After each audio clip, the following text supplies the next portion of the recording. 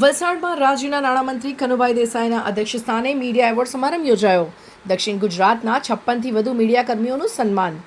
વલસાડના પત્રકાર welfare association દ્વારા વશિયર સ્થિત શાંતિવન રિસોર્ટ ખાતે દક્ષિણ ગુજરાતના મીડિયાકર્મીઓ માટે મીડિયા એવોર્ડ સમારંભ યોજાયો હતો. કાર્યક્રમમાં રાજ્યના નાણામંત્રી કનુભાઈ દેસાઈ અધ્યક્ષસ્થાને હાજર રહ્યા હતા. નાણામંત્રીએ જણાવ્યું હતું કે પોઝિટિવ પત્રકારત્વ સમાજ અને સરકાર બંને માટે લાભદાયી બને છે.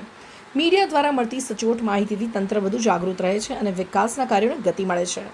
સમારંભના મુખ્ય મહેમાન અને વરિષ્ઠ પત્રકાર પ્રશાંત દયાળે પત્રકારત્વમાં વિશ્વસનીયતા જાળવવાની જરૂરિયાત પર ભાર મૂકતા કહ્યું હતું કે એવોર્ડ માત્ર સન્માન જ નહીં પરંતુ જવાબદારી પણ છે.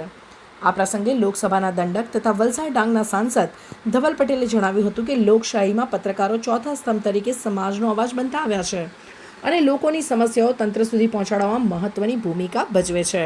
કાર્યક્રમમાં વિવિધ કેટેગરીમાં દક્ષિણ ગુજરાતના 56થી વધુ મીડિયાકર્મીઓને એવોર્ડથી સન્માનિત કરવામાં આવ્યા હતા. આ ઉપરાંત વ્યક્તિ વિશેષ, કોલમિસ્ટ અને સેવાભાવી સંસ્થાઓને પણ સન્માન અપાયું હતું.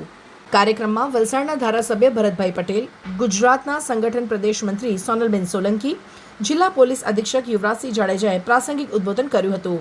આ સમારંભમાં દક્ષિણ ગુજરાતમાંથી મીડિયાકર્મીઓની 300 જેટલી એન્ટ્રી આવી હતી.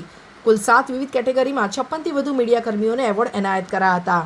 આ પ્રસંગે વલસાડ પ્રાંત અધિકારી વિમલ પટેલ, મામલતદાર તૃપ્તિબેન ગામિત, જિલ્લા પંચાયતની પાડી સાનપોર બેઠકના સભ્ય સ્નેહલ પટેલ, અગ્રણી આનંદભાઈ પટેલ, બિલ્ડર એસોસિએશનના પ્રમુખ અશોક મંગે, પાડી સાનપોરના સરપંચ ધર્મેશ ઉર્ફે ભોલા પટેલ અને જિલ્લા સંગઠનના માજી પ્રમુખ જીતેશ પટેલ સહિત મોટી સંખ્યામાં દક્ષિણ ગુજરાતના મીડિયાકર્મીઓ ઉપસ્થિત રહ્યા હતા.